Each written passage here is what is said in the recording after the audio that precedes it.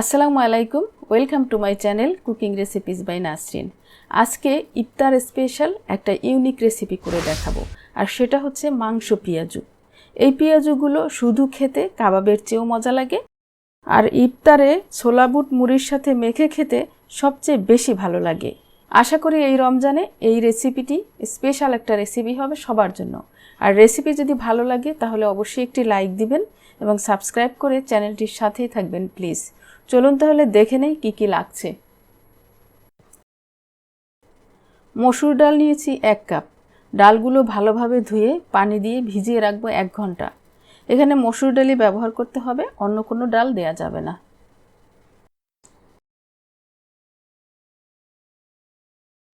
মুরগির মাংস নিয়েছি 1 কাপ বা 200 গ্রাম পরিমাণ। মাংসগুলো ছোট ছোট করে কেটে নিয়েছি। এখানে গরুর মাংস বা খাসির মাংস ব্যবহার করা যেতে পারে। মাংসগুলো থেতলে নিতে হবে। কিচেন হ্যামার থাকলে হ্যামার দিয়ে থেতলে নিতে পারেন, আর আমি এখানে শিলপাটায় থেতলে নিচ্ছি। এবারে একটা মিক্সিং বোলে মশলাগুলো নিয়ে নিচ্ছি। আদা রসুন বাটা দিয়ে দিলাম 1 চা চামচ করে, লাল মরিচের গুঁড়া 1 চা চামচ এবং হলুদের গুঁড়া 1/2 চা চামচ,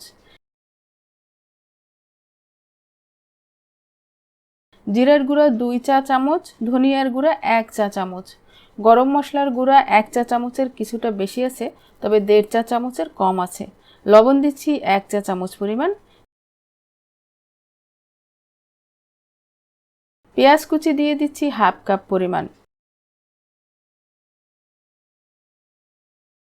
কাঁচামরিচ 3-4টি কুচি করে দিয়ে দিয়েছি।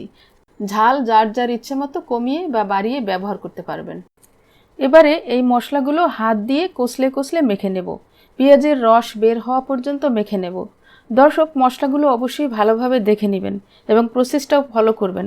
দেখবেন আপনার ইফতার একদমই অন্যরকম হয়েছে। এই পেঁয়াজু একদিন বানিয়ে খাওয়ালে প্রতিদিন রিকোয়েস্ট থাকবে এটা বানানোর জন্য। আর মাখামাখির কাজটা হাত দিয়েই করতে হবে, কারণ পেঁয়াজগুলো মশলার সাথে কষলে কষলে মাখতে হবে, যেটা চামচের সাহায্যে সম্ভব নয়। এবারে থেতলানো মাংস দিয়ে দিচ্ছি। দেখুন দর্শক, মাংসটা কিমার মতো হয়নি, কিছুটা থেতলে নিয়েছি।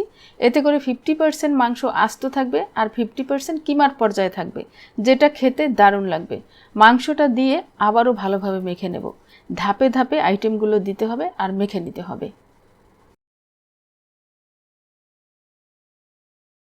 এবারে দিয়ে দিচ্ছি মসুর ডাল বাটা। মসুর ডালগুলো পুরোপুরি মিহি করে বাটা যাবে না বা ব্লেন্ড করা যাবে না, কিছুটা আধা ভাঙা অবস্থায় রাখতে হবে, আর এভাবে খেতেই বেশি ভালো লাগে। 1 কাপ ডাল থেকে আমি এখানে অর্ধেকটা ব্যবহার করেছি। মাংস এবং ডাল সমান সমান পরিমাণ ব্যবহার করতে হবে, অর্থাৎ ডাল বাটা 1/2 কাপ দিলে মাংসও দিতে হবে 1/2 কাপ। আর তাই এখানে 1 কাপ ডাল বাটা নিয়েছি, যেহেতু মাংস ছিল 1 কাপ। এবারে রেস্টে রেখে দেব 15 মিনিটের জন্য।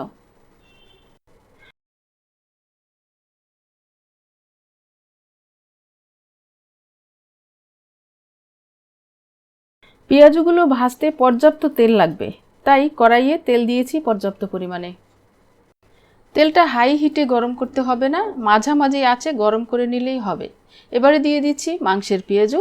নর্মাল পেঁয়াজুর শেপ দিয়ে এগুলো বানিয়ে নিচ্ছি। তেলটা এরকম গরম করে নিতে হবে যেভাবে ঠিক আমি করে নিয়েছি। বেশি গরম হলে পেঁয়াজু উপর থেকে পুড়ে যেতে পারে, আর যেহেতু এটা মাংস পেঁয়াজু, তাই মাংসটা সেদ্ধ হওয়ার জন্য অন্তত 5-6 মিনিট ভেজে নিতে হবে।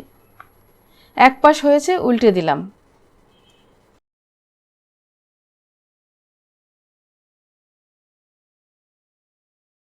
অন্য পাশও এরকম ব্রাউন লুক চলে আসলে নামিয়ে নিতে হবে।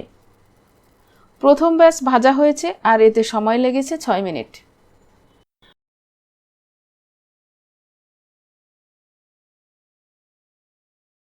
প্রথম ব্যাচ নামিয়ে নিলাম, দিয়ে দিচ্ছি দ্বিতীয় ব্যাচ।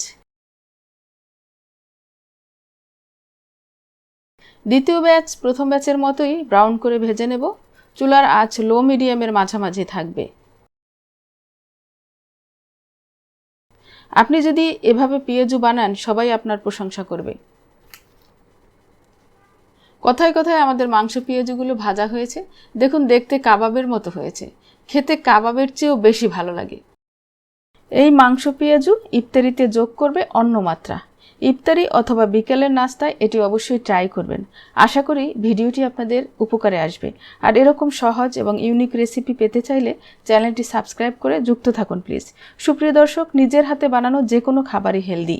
ভালো খাবার খান, সুস্থ থাকুন। It good food, feel good.